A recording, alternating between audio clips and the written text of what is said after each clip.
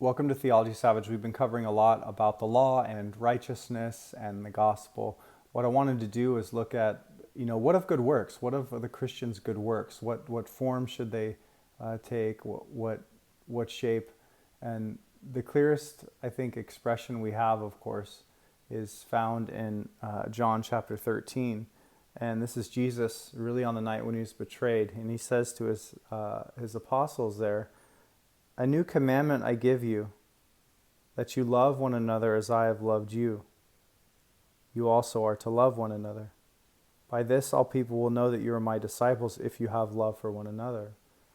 And what he means by that, when you think of why is that a new commandment? Wasn't the old commandment, love your neighbor as yourself? He's telling them to love one another. But what's new about that is, of course, love one another would be expressed honoring your mother and father parentally, murder, promoting life, adultery, steal, lie, covet. Don't do those things. Those are the ways you love other people, and you do the opposites too. You're generous, you're content, you speak the truth, you honor others by the way you think about them, you promote life by doing good things. But loving one another as I've loved you. That's the key. That's the key phrase there in there. As I've loved you. And that's the kind of love Jesus expects of those who follow him, those who trust in him for salvation, who are given the Holy Spirit, who are made new creatures, those upon whom God is at work and through whom God is at work. The love one another as I've loved you is of course a love that takes the shape of how did Jesus love his own? Well, he served them.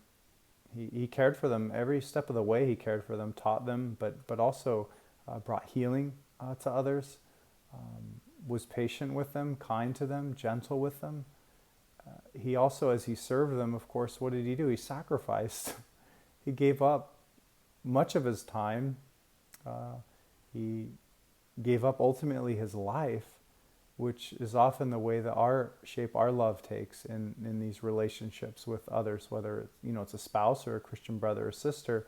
It's serving, it's sacrificing, and it entails suffering, which is how Jesus loved us. He suffered as he loved us, not just upon the cross, but as he put up with us. We were so sinful, and so is that other, whoever God is calling you to love, which is just your neighbor, whoever that may be in the church.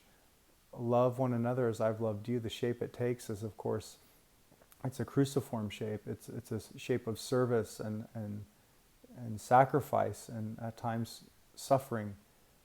Not that you make yourself a doormat or you give up, every aspect of who you are, but so often that is the shape of the love that pleases God, or the righteousness that God requires of us, is not just checking commands off the list, but a Christ-like, really Spirit-empowered love that doesn't come naturally to us, but God pleases God ever so much. Be blessed.